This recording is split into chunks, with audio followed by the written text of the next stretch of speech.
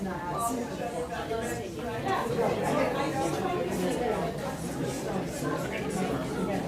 here so we can going up to Maine to visit friends on Monday and find out tomorrow.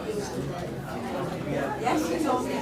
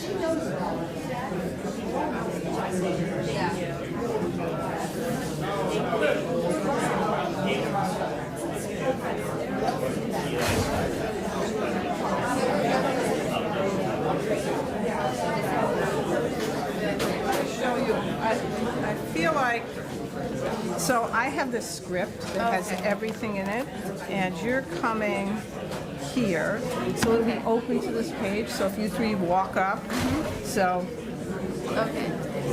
you can each read a paragraph. Does that make sense? Right. Okay, so we each read a paragraph. Yes, so if you just each read one. So we don't do Yes, and so then I'm going to say this, and we responded. We have a stone to rededicate. Then they're going to read their poems, and then what happens? So you're going to, like right here, then you're going to,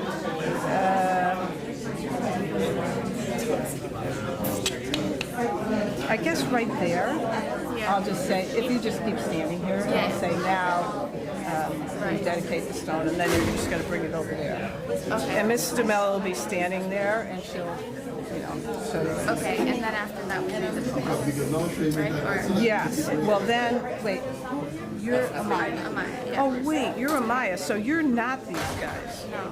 No. No. They'll dedicate the stone, then Katie and Amaya. So Amaya will go first, then Katie. Sorry. No, it's okay. Then I'll say thank you. Oh, and then I say now please rededicate. Okay, so you guys are dedicating the stone. Sorry, I was messed up. Okay. So No, this is yeah. So Katie and I read the poems, and then the three of them. no, then you're going to dedicate Oh, the stone. Because I'll say, thank you, Katie and Amaya. Now please rededicate Bristow's stone. All right. And what's it say? Just say, we rededicate the stone. The stone for Bristow to better represent his life. But isn't this their project? What's that? Isn't that the three of their project? Dedicating the stone? Or Yeah, I guess you're right. It's not that.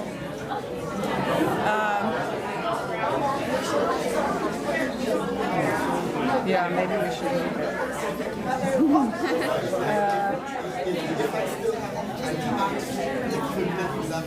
Yeah, so maybe I'll have you sit down and then call them back up to the dedication.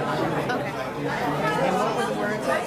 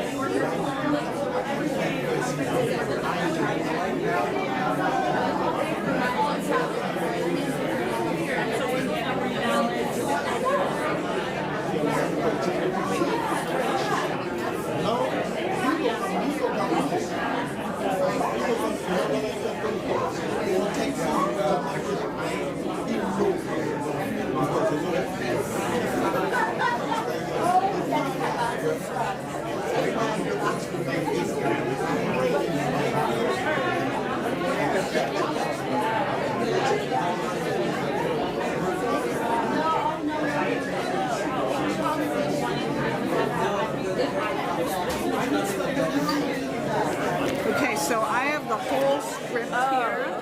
And so when you come up, one does this, one does this. So I'm going to introduce you. I'm going to sort of say hello and introduce you, and then say, I'm calling you up to rededicate. So this is normal. And so if each of you takes a paragraph, that will work. And then I'll say we responded, we have a new stone, rededicate. Then they're going to, and then I'll say, go sit down. Okay. And then I'll say, Susan's going to read poems. And then I'm going to call you back up and say, we have to rededicate the stone. So every other stone has like a script, but their poems really tell the story. Yeah. So Do I have to are we reading this when I come back up? yeah. I'll say, now please rededicate Bristow Stone. All right. And so, I mean, you can freelance it if you want, but that gives you words to fall back on. Okay.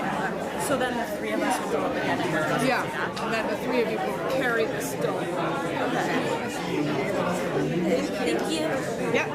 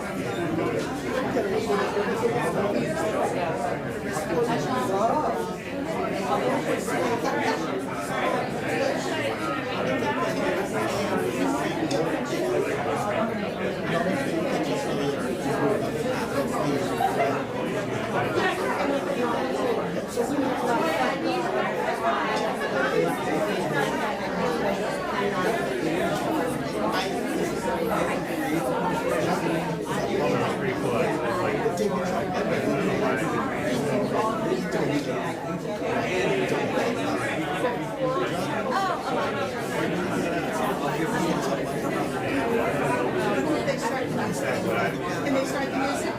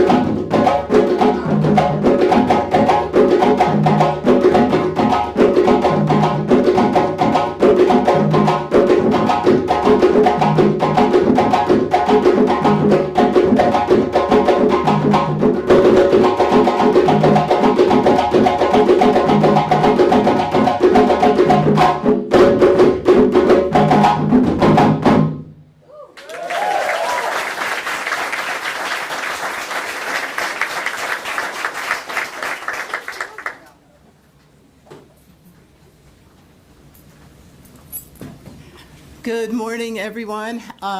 Welcome, and thank you all for making your way out to the library to this event this morning. My name is Carol Anderson Blanks. I am one of the town councilors here in West Hartford, and on behalf of the council, our mayor, Sherry Cantor, our deputy mayor, Liam Sweeney, I want to welcome you all to this event.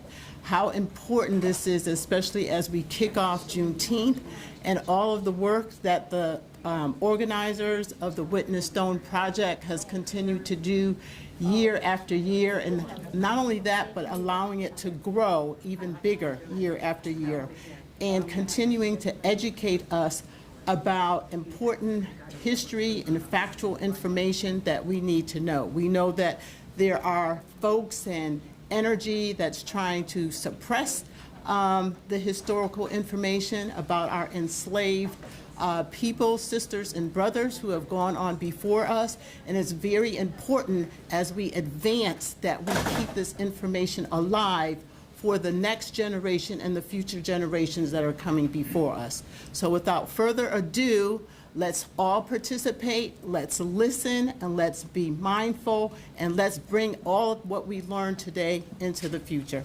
Thank you, and thank you to all the volunteers.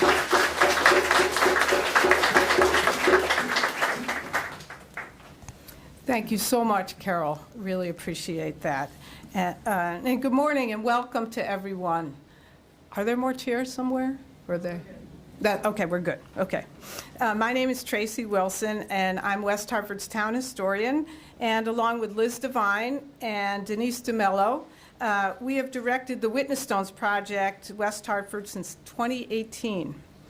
As we gather today as part of the Juneteenth ceremony, we have the chance to think about slavery and freedom and what it means to tell these stories in our town. Let's recognize that we stand on the land of the Wangunk, the Syakog, and Tunksis. We recognize we are standing on land where enslaved people walked and were forced to toil. We recognize that we need to be good stewards of this land, knowing that the way we name and mark this land and who has the power to do so are part of what define us as a community. We are here to learn today about 10 of the more than 100 people who were enslaved here between 1693 and 1830. We want to thank Curtis Greenidge and his drummers who have been at every installation for 6 years.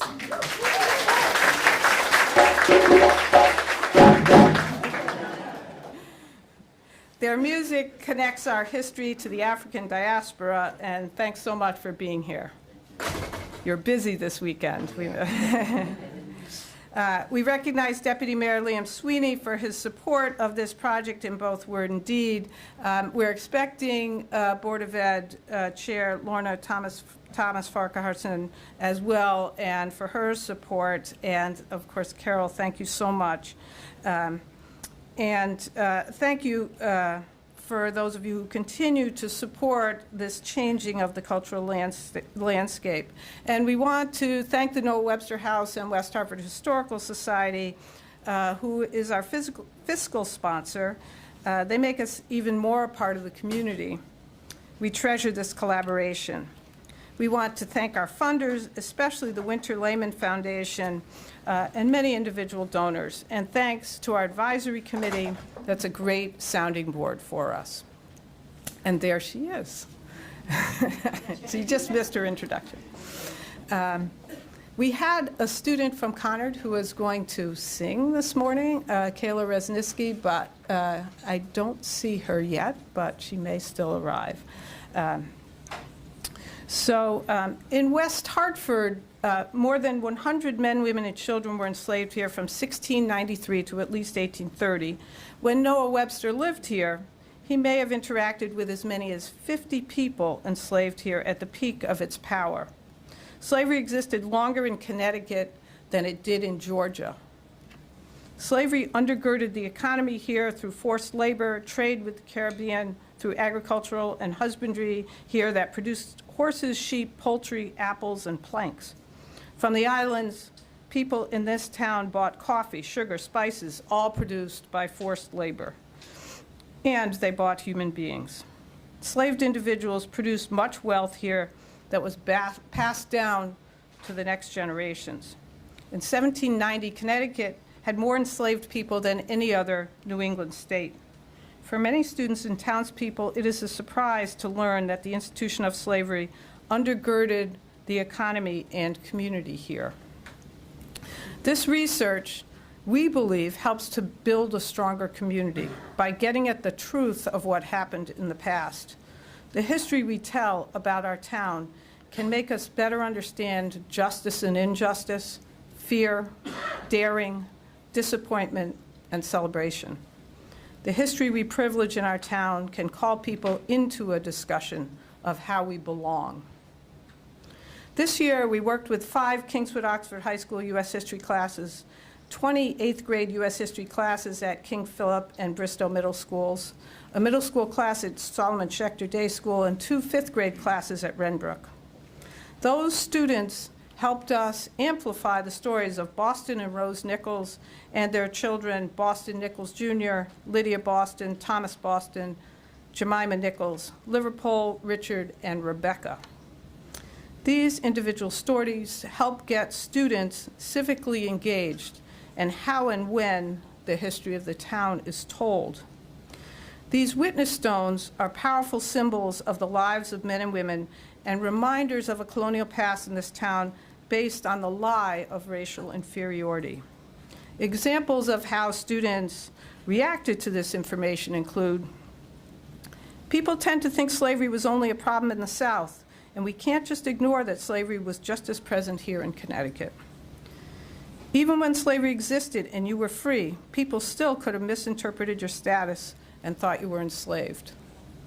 Witness stones helped me understand by learning that slaves fought in wars and that they helped out, but the white men and white people got all the credit. And finally, even though slavery was abolished, racism still exists. People who have money have power, out of the mouth of 8th graders. These students were challenged to analyze the stories and make connections to the present day.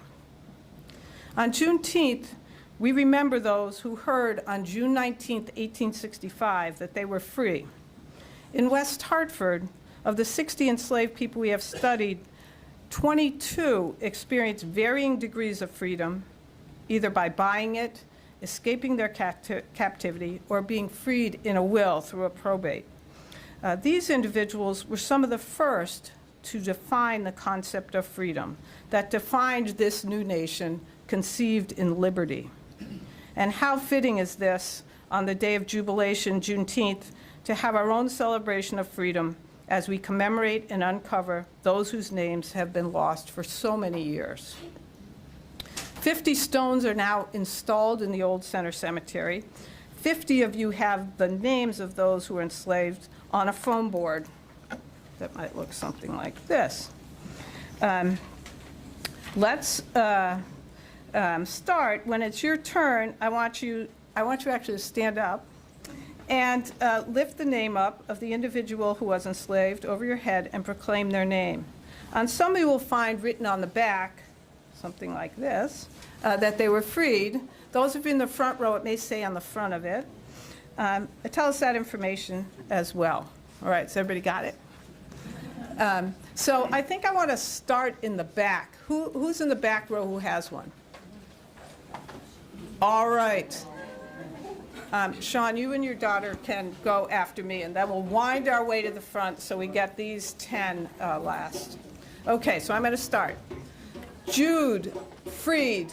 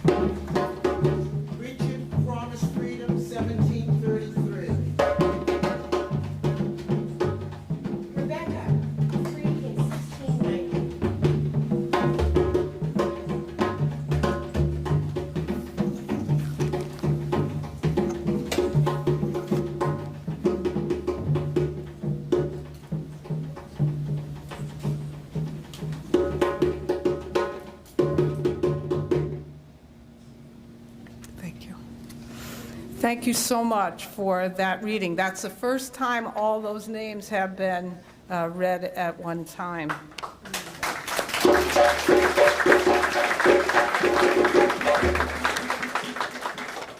By naming their names and telling their stories, we honor their humanity, their agency, and their resistance. As you experience the ceremony today, where does your mind and where do your emotions go? Whose name will you remember? How does this help you better understand structural racism? What are the through lines to today? And who can you tell these stories to? This year, 8th graders in West Hartford studied Bristow's story with new research that we uncovered. In 2005, our third middle school was named after Bristow. And in our research in 2022, we discovered that Bristow served in the French and Indian War from 1758 to 1761, which is quite an addition to his story. I also just want to mention the archivist at the Noah Webster House found this article this week called "Bristow Had a Pair of Sharp Eyes," which was an article in the West Hartford News in 1948, sponsored by Grody Chevrolet. In this article, they describe Bristow as a woman, as a faithful servant, and of his benevolent master. And so this just reminds us how, even though this happened in the past, the research and the interpretation and analysis need to continue, and we need to keep telling these stories as we fill in more about people like Bristow. So the part about the French and Indian War is really significant to his history and how we tell it. And when students from King Philip looked at his original witness stone, which we put in, I think, in 2019, they realized that it had his enslaver's name on it. And Maddie Bean, Abby Valentin, and Nia Cole appealed to us to rededicate Bristow's stone. So I'm going to ask the three of them to come up and read the letter that they sent to Denise and Liz and I.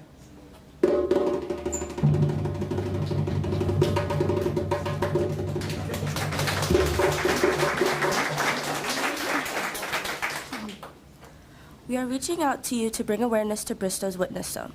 Throughout this year, we have been researching Bristow and learned about the extraordinary life that he led. After further research, we discovered that his witness stone was focusing on Thomas Hart Hooker by saying enslaved by Thomas Hart Hooker. Although we are aware this was made with good intentions, it still needs to be changed. We believe the mention of Thomas Hart Hooker should be removed from Bristow's witness stone, as it is taking the attention away from Bristow. Please consider our request to change Bristow's witness stone.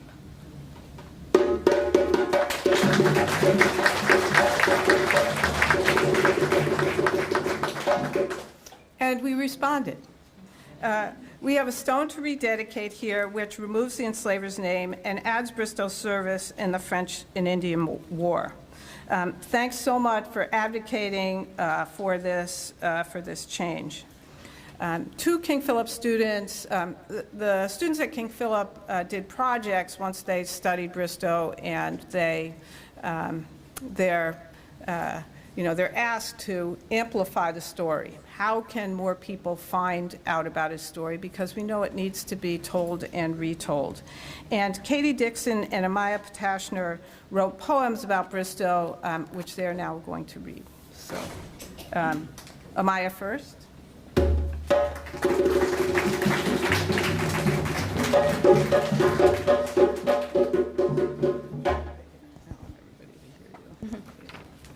Hi, my name is Amaya Patashner, and I'm a recent graduate from King Philip Middle School, and I'm going to read you my poem, Bristow Was Never Really Free. Bristow was more than just a slave. He was brave. He was a veteran. Then how come white people were always treated better than him? White people got their freedom for free, while black people had to work, fight, or flee. Bristow made 60 pounds and bought his freedom. He bought land, but with no heirs to succeed him, his land, his possessions, and his money went to his former enslaver, the very man who said he did Bristow a favor by owning him, beating him, mistreating him. But why didn't he give his land to a friend? Why did he give it to Hooker in the end? Historians ask, was he tricked, was he forced, or did he give it to them of his own accord? As a free black man in West Hartford then, he was still controlled by free white men. Even though he was technically free, it's not like his life just became easy. He would still live in fear. If Hooker came near, he would still obey. He would still be a slave, because Bristow was never really free.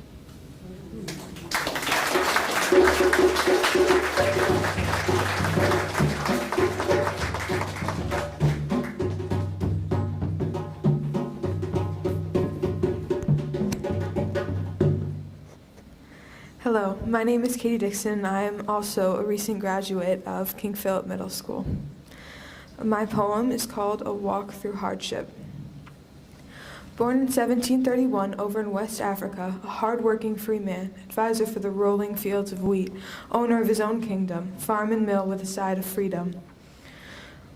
Taken captive by the English, called by a name not his own, brought back to America, sold like a pig at market to Thomas Hooker. Put to work, milking cows, making butter, a call for war. Sent off to serve in a country not his own, holding his tongue and gun, following orders as they're given. From Colonel Phineas Lyman, serving from 1757 to 1761, returning to the chains waiting for him, treated like an object rather than a person deserving their own free will. Working hard, earning his keep, doing labor by the pound, 60 pounds of labor, buying wings to freedom in 1775, soaring out the door, bunking with Roger Hooker. 3 acres of land, a grist mill, 140 pounds, worth more to them than his free will, all from Elijah Gridley in 1788. Living in newfound peace, can't erase all the darkness, run-ins with the past are unavoidable, weighed down by manumission papers, unwise to leave them at home. But looking into the future keeps the present bright, soaring on wings of freedom for 39 years. And at the fragile age of 59, he put pen to paper, writing what will be after death, leaving his little kingdom to the children of a man who once held Bristow in chains. Thomas Hooker, Abigail Hooker. But was it Bristow's own wish or someone else's, details covered up or lost to time? The document sealed with a plus in 1790. Then, using his own money to buy the place he will rest for all eternity, and the gravestone that will be the last piece of history he would leave behind for us. For he was the one looking out for himself in this new world. But everything good comes to an end at some point. The sickness of pneumonia found him. He died in 1814 at the surprising age of 83. For what seems like the end of a story is just the beginning. He wouldn't know it then, but his story would be important to the history of our town. His memory lives on in the history that defines our community.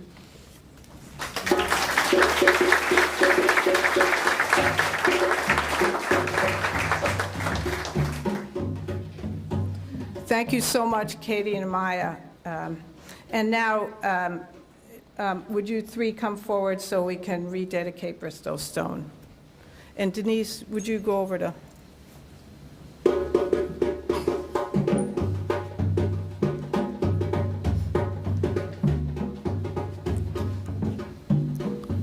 We are rededicating Bristow's witness stone. We rededicated this stone for Bristow to represent his life.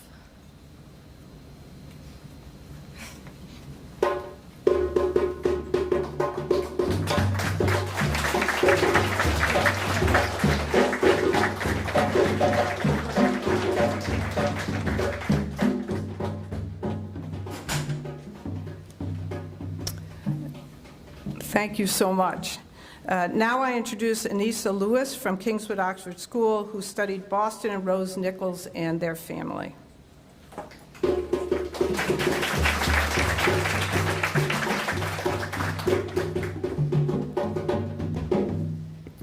Hello everyone. Thank you all for coming out today. My name is Anissa Lewis and I am a rising senior at Kingswood Oxford High School. I want to start by saying happy early Juneteenth. This is a day to celebrate Black lives, accomplishments, and history. As a Black woman myself, I understand what it means to be marginalized in a community. Because of this, I'm constantly researching Black topics and issues to educate myself and those around me. We all possess privilege in one way or another, and I believe that it is important to take advantage of it. I recognize my privilege in being able to stand here and celebrate Juneteenth with you all. So, what do I plan to share with you all today? Well, I, along with my peers, with the help of the history department at my school, the school board of trustees, the town historian, the Noah Webster House, the head of school, and the hidden history department, which includes Dr. Wilson, Ms. Devine, and Ms. DeMello, curated a project remembering the lives of 2 formerly enslaved people, along with their children that lived in West Hartford. And at the time, West Hartford was a part of Hartford. We titled it the Hidden History Project, which draws inspiration from our annual Witness Stones project that every junior at KO takes part in. Witness Stones describes themselves as an organization that seeks to restore the history and honor the humanity of the enslaved individuals who helped to build our communities. We meet with a few representatives from the organization who present sources and knowledge about the people they are currently focusing on in our area. It is then up to the students to create a project to commemorate those lives and shed light on their history. This year, we learned about Boston, Rose, and their 9 children, Lydia, Tamar, David, Jacob, Boston Jr., Thomas, Roman, Mark, and Jemima. I want to share a little bit of their history with you, and my peer, Oscar Russer, eloquently details their journey and life in West Hartford. In his words, Boston and Rose were an enslaved couple who earned their freedom in 1774 from their enslaver, James Nichols. Multiple findings support the notion that Boston was trafficked from West Africa to Antigua, and then from Antigua to the American colonies, while Rose was born in the American colonies.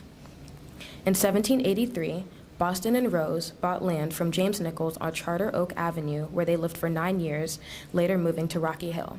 Together, Boston and Rose had 9 children, who I previously mentioned. Boston was elected Black governor of Hartford in 1800, which was, and still is, a prestigious leadership position. After his death in 1808, Boston gave his inheritance, including his Rocky Hill property and wealth, to Rose and their children. Boston was possibly buried in the ancient burying ground of Hartford in an unmarked grave. Their lives have been summarized in just a few sentences, but their legacy goes beyond words. Boston made a huge impact in his community, and Rose allowed for their family to continue on for generations and generations to come. When they were alive, land ownership was almost exclusively for rich, white men. The fact that they were freed and able to acquire generational land speaks volumes about who they were. My peers and I recognized this and thought it would be best to create a more memorial plaque in their honor along with the witness stones. The plaque will help people to understand that these were real people who matter. A plaque brings their story off of papers and documents and into the world with a physical remembrance of who they were. The plaque will be presented at a ceremony at Kingswood, Oxford, with the projects from other students, speeches from students and faculty, and the remembrance of those from previous projects. Some of you have their cards in the audience, and those lives include Peleg and Rachel Knott, Prutt, Greenville, Coffey, Sarah Coffey, and Plymouth. These are all formerly enslaved individuals that are a part of this town's history. A similar project has been done every year in honor of the lives they have lived. Our hope is to shed light on the importance of Black history. There are far too many stories of former enslaved individuals being lost in history, and it is up to current generations to uncover them and properly acknowledge their lives. I encourage you all to attend our ceremony this fall so that you can experience the physical remembrance of these people. These were real people that lived real lives, that made a real impact, and they deserve to be remembered as such. If you'd like more information about our ceremony, please do not hesitate to reach out to me. Thank you.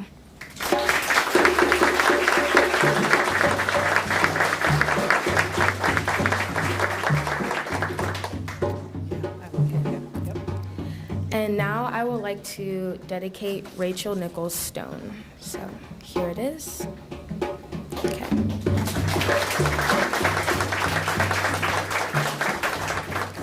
I commemorate Rose Nichols, spouse of Boston Nichols.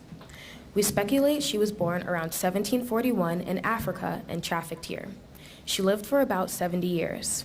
She was a mother of 9 children. 8 of her children had the status of being enslaved when they were born, and only 1 was freed. 5 of her children were recorded as being baptized in the Congregational Church. We don't know if they had any choice in being baptized. Rose and her spouse Boston were freed in 1774 when she was about 33 years old, and her children were between the ages of 7 and 16. This is the record in Hartford's land records. Her children were all freed in 1785, 11 years later in their enslaver's will. Perhaps this was a way for the enslaver to keep Rose and Boston close to continue to work for him. Rose raised her own children and was forced, for many, many years, to run the household of her enslaver. She died of old age in 1812, 4 years after Boston died. She was a grandmother of at least 2 people and a free woman.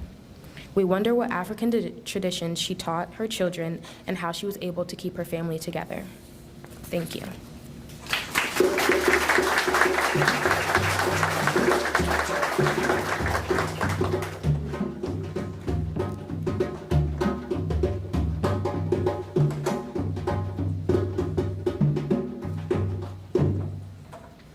Thank you so much, Anissa. We look forward to your dedication of the plaque this fall and know it will become an important place on your campus and a powerful teaching tool in the years to come. We will now honor 8 more individuals studied this year by students at Kingswood Oxford, Solomon Schechter, and Renbrook. These stones will be placed in the Old Center Cemetery this summer. I invite Deputy Mayor Sweeney to dedicate our next stone.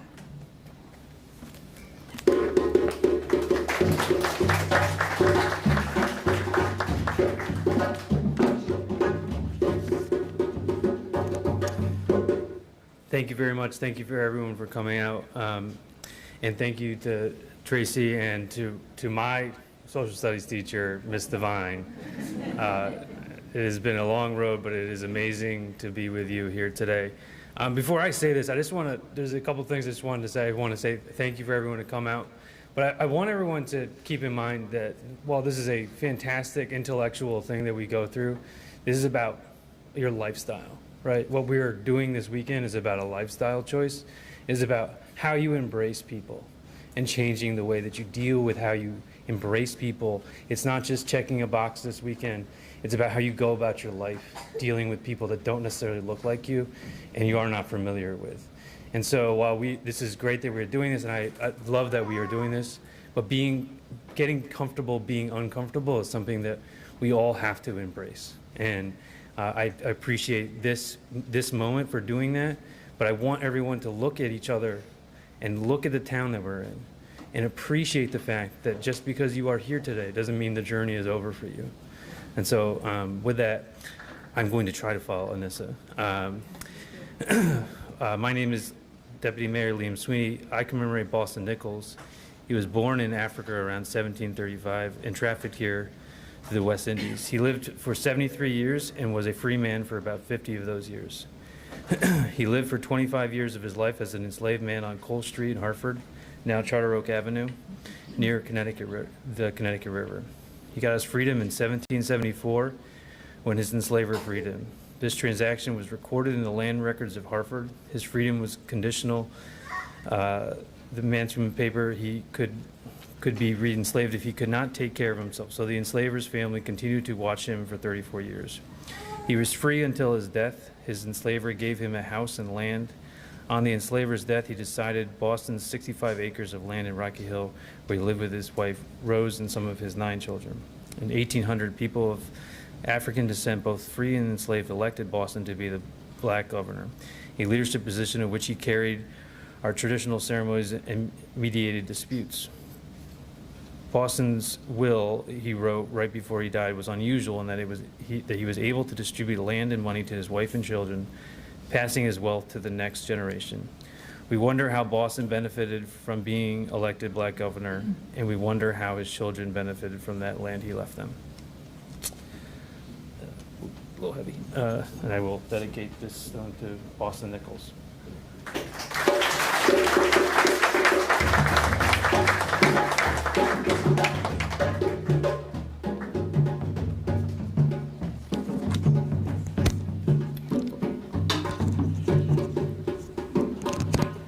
Good morning.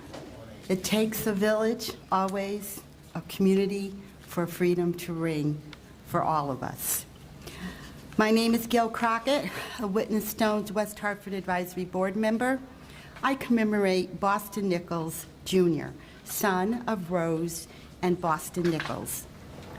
He was born around 1758 in slavery then baptized in 1776 and freed in 1785 in his enslaver's will. He married Catherine Gomer, and together they had 4 children. He was in his 40s when his father was elected a black governor.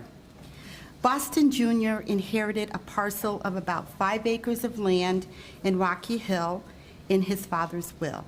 He lived near the Connecticut River and near his parents and several of his siblings. We think he was a farmer. We think he helped take care of his parents in their old age. We wonder what it was like for Boston to remain enslaved while his parents were freed. We wonder if he was able to pass this land onto his children upon his death. I hereby commemorate this plaque in honor of Boston Nichols Jr.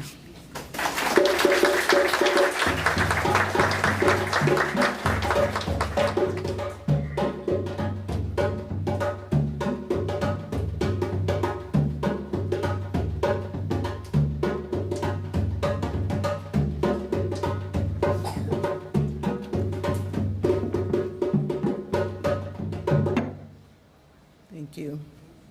So I've been selected to read this on behalf of Kayla Rezniski. So I just want to acknowledge Kayla, who's a recent graduate from Conard High School. So I'm going to read and dedicate the stone for Lydia Boston. I commemorate Lydia Boston, daughter of Rose and Boston Nichols.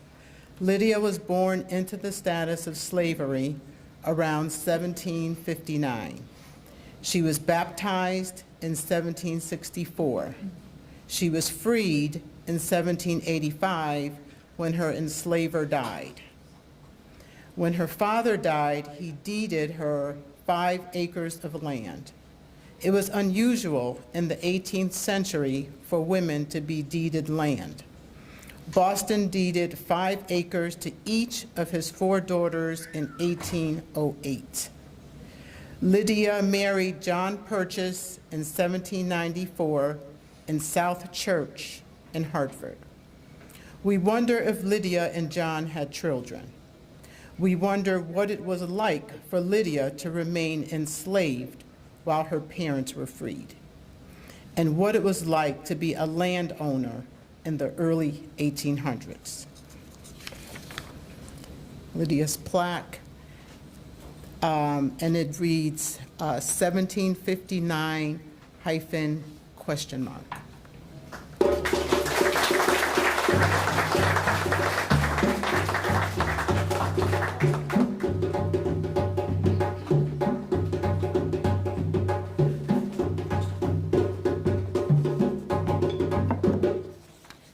Good morning to everyone. My name is Ann McKernan, and I am currently serving as the Assistant Superintendent for Schools. I am here today to honor Thomas Boston, and also to say thank you to my former social studies teachers, Tracy Wilson and Liz Devine. Many of us have had them.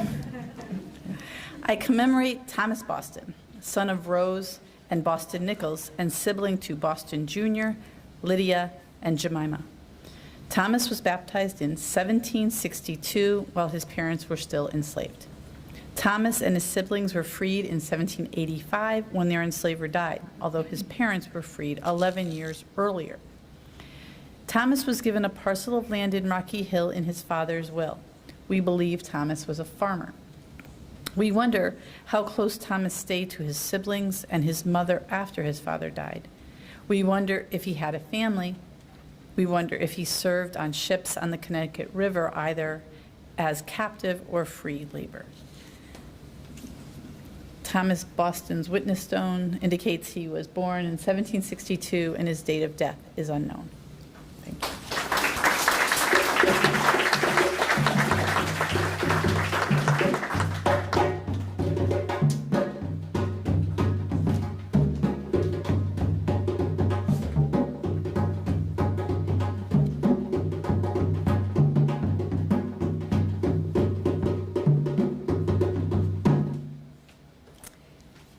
My name is Jane Lehman, and I'm a Witness Stone's West Hartford Advisory Board member, and this stone commemorates Jemima Nichols, I'm sorry. She is one of the daughters of Rose and Boston Nichols and was born an enslaved person. She was baptized in 1767 and was noted as being sick at the time. As an enslaved youth, she would have been forced to help keep house and to work in the fields. She may also have helped in raising her 8 siblings. She was freed in 1785 also upon her enslaver's death, 11 years after her parents were freed. In 1809, she too was deeded 5 acres of land in Rocky Hill upon her father's death.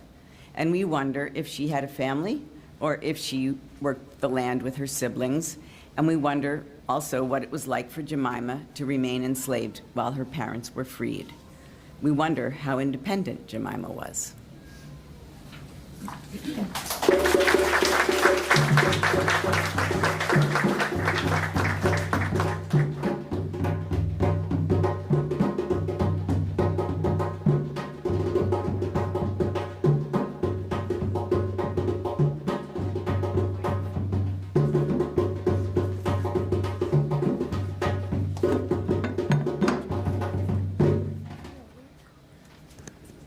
My name is Georgia Maisel, and I'm a student at Renbrook School. We commemorate Liverpool, who was born in Africa around 1746 and trafficked and enslaved here. Liverpool was forced to work in a tavern and farm owned by his enslaver. Liverpool was freed upon his enslaver's death in 1771 and given 6 acres of land. Liverpool owned the lands only while he was alive. He was not given control over the land to pass it along up upon his death. From 1778 to 1782, when he was freed, Liverpool served in the 3rd Connecticut Regiment of the Continental Army during the Revolutionary War, where he helped to protect the Hudson River at West Point and Stony Point. His war record shown him earning the same pay as a white and Texan soldier. Upon his death in 1796, his will showed he had few resources and no land. We wonder if Liverpool had a family. We wondered what happened to the land Liverpool was given. We wonder why Liverpool returned to the place where he was enslaved.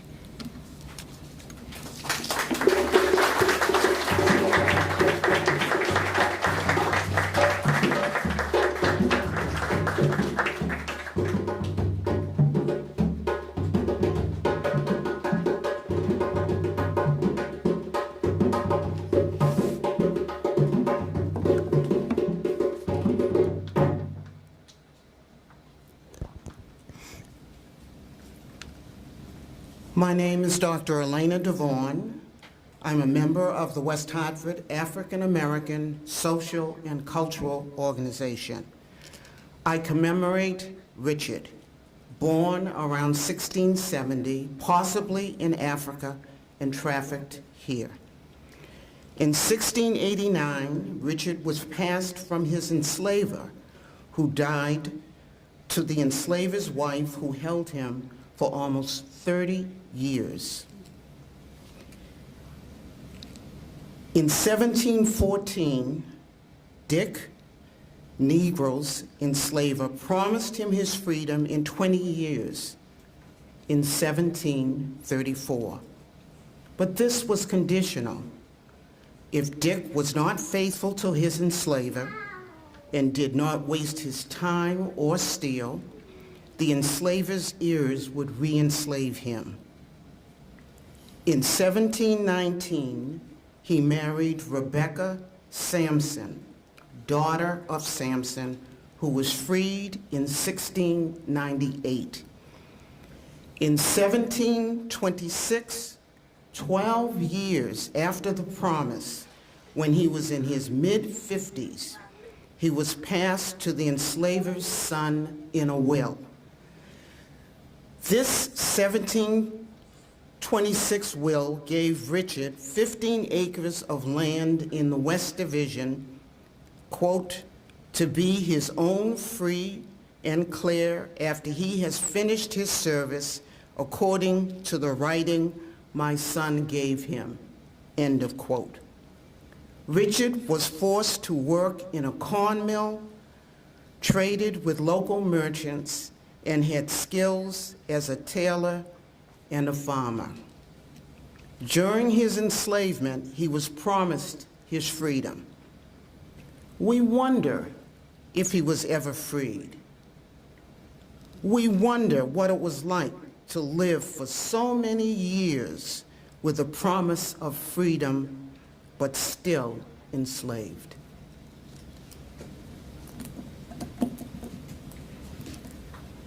This is his plaque.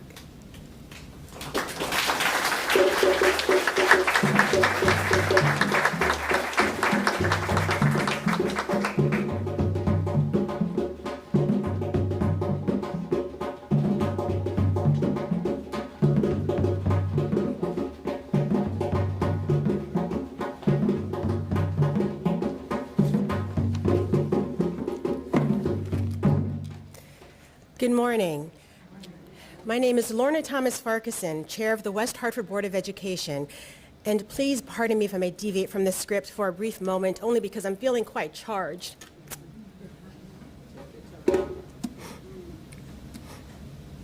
I wasn't anticipating this. And I think because we're in this room as opposed to outside, the energy is encapsulated in here. The spirit of the names that have been called are reverberating across the walls. I'm so proud of you young people for helping to lead us adults.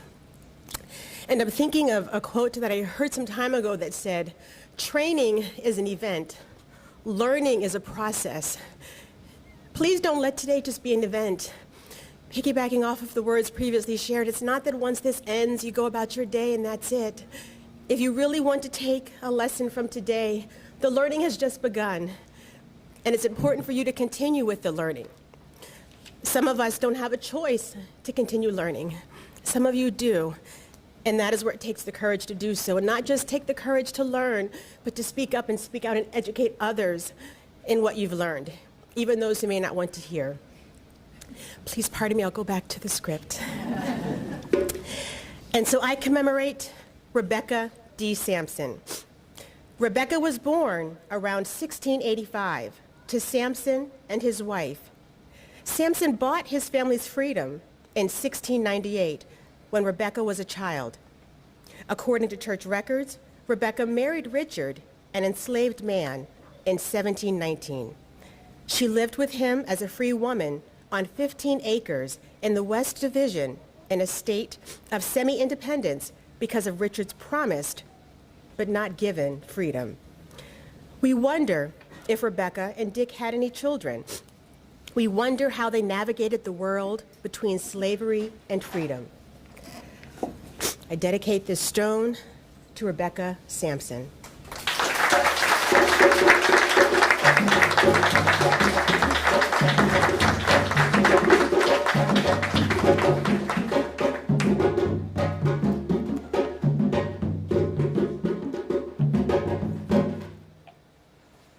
Thank you all so much for your participation in amplifying these stories. Now I'd like to introduce Elani Roach, a member of the Mayor's Youth Council, a rising senior at Conard who has helped develop and today will help lead our first Slavery and Freedom walking tour after this ceremony. Elani.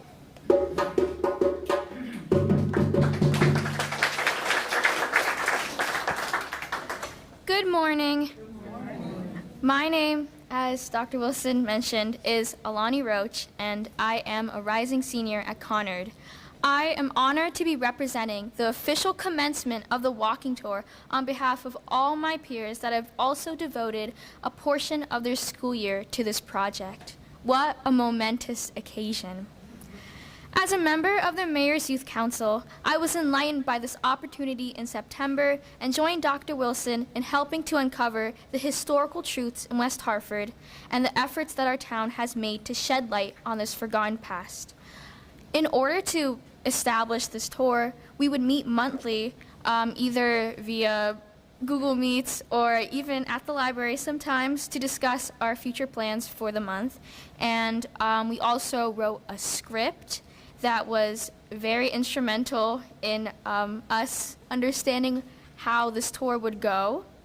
And we also presented during MLK Day in the town hall, and we got some people interested and we informed them of what we were doing, and it was very, very enlightening. Also, some members of this walking tour was featured on NBC News a couple months ago, and that was very, very significant to us because it kind of showed how important it was to be a member of this project. And also, we were personally taught about the significance of identifying and sharing our stories so that we can further connect to the slaves that have really been mistreated on this land, and how we can try to relate and grow from what happened. So the knowledge that I have personally gathered is invaluable, and I feel the personal obligation to impart this history. Well, allow me to elaborate on the forgotten past. Slavery is not a foreign topic to us. In fact, it's such a tragic historical continuity that still exists in many parts of the world. However, most people do not acknowledge that slavery was also rampant on the grounds in which we have gathered today. West Hartford has dealt with its fair share of slaves, but recent initiatives within our town has been made in an attempt to inform the public on the injustices. That was the selling point for me, shedding light on the past and progressing from history's flaws to promote a brighter future. My personal involvement stems from the fact that I, too, was unable to have a platform to freely express myself when I was younger. But now that I do, I would like to help those who do not have the same privileges. On this tour, you will see several significant landmarks, including the renowned and beautifully painted mural featuring esteemed African Americans that is actually painted on the library. The new Dinah Road, which was a project that the Mayor's Youth Council undertook last year with 3 students that changed a name of a street to Dinah Road, which commemorated a mother-daughter duo in which the daughter was the only one that was rightfully free, and Bristow's Grave, which was the namesake of the middle school, but also tidbits of history that you might be unaware of. And I would like to finish by saying that we are the change, and I'm really mainly speaking to the students that were speaking before this. And by exposing and learning from the past, we can progress to a brighter, more equitable future. Thank you, and I hope to see you on the tour.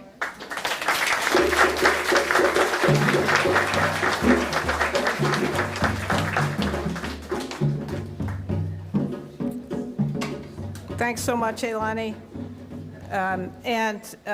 After 15 minutes after the end of the ceremony, we'll meet you up by the Noah Webster statue, anyone who wants to go on the tour. And it's about an hour and 15 minutes, probably. And if you just want to go on the first part of it, you could do that, too, and peel off. I don't know if it's raining now, so we're hoping it holds off. So this is going to be our last ceremony for the West Hartford Witness Stones project. Still, our mission continues to uncover stories of people who lived here, whose names have been lost to history, and to amplify their stories. We will continue the research. We'll continue to research individuals who were enslaved here under our new name, Hidden History. I think up here I have our new logo. We hope to commemorate their lives at future Juneteenth ceremonies. I was just reading, so of course today and in the next few days you're going to read, there'll be many articles about Juneteenth, and I was reading one written by Jamel Bowie, who is a columnist for the New York Times. He wrote 3 years ago, Juneteenth gives us the time to reflect on the profound contributions of enslaved Black Americans to the cause of human freedom. It gives us another way to recognize the central place of slavery and its demise in our national story. And it gives us an opportunity to remember that American democracy has more authors than the shrewd lawyers and erudite farmer philosophers of the Revolution, that our experiment in liberty owes as much to the men and women who toiled in bondage as it does to anyone else in this nation's history. Bowie's words lead me to think of some actions that you can take. Civic engagement really defines this community and this project. First, in 3 years, we will be celebrating America 250, the semi-quincentennial of the Declaration of Independence. Towns around the country are establishing commissions to discuss freedom and how it resonates in all corners of their towns. The commission will formulate how to commemorate this 250th anniversary of the Declaration of Independence to include as many voices as we can. If you're interested, sign up on the sheet which says America 250. Judy, it's right behind you, talking about freedom. Secondly, as the West Hartford Public Schools move away from this project of uncovering new stories of enslaved people by just continuing to tell the story of Bristow, the opportunities for this type of civic engagement have sort of fallen away that students have been doing for the last 6 years. But we want to continue this work. And certainly we will continue doing this with the private schools in town. But we hope that townspeople will get involved as well. If you're interested in participating in continuing to change the cultural landscape in this town, sign up on the sheets on the table. We think one thing that we could do is to change the name of Haynes Road to Lemuel Haynes Road. If you go on the tour, you'll find out more about Lemuel Haynes, who has a plaque now in front of the First Congregational Church. We think we can make installations at the public schools that sit on the land where enslaved people were forced to live and toil. If you're willing to get involved, sign the sheet that says civic engagement. And third, we're hoping to institutionalize the walking tour of the center around slavery and freedom. Support the teen tour guides. Take the tour. Tell others about it. If you're interested in building this infrastructure, sign up on the sheet that says Slavery and Freedom Walking Tour. And finally, I want to end with the words of author and poet Clint Smith and Amanda Gorman. Clint Smith says, "The history of slavery is the history of the United States. It was not peripheral to our founding, it was central to it. It is not irrelevant to our contemporary society, it created it. This history is in our soil. It is in our policies, and it must, too, be in our memories." And from Amanda Gorman's poem, Fury and Faith, "The goal is never revenge, just restoration. Not dominance, just dignity. Not fear, just freedom. Just justice." I hope you'll all come tomorrow for the Juneteenth celebration, and that some of you will come on the walking tour. And again, thanks to Curtis for the drummers for a final send-off.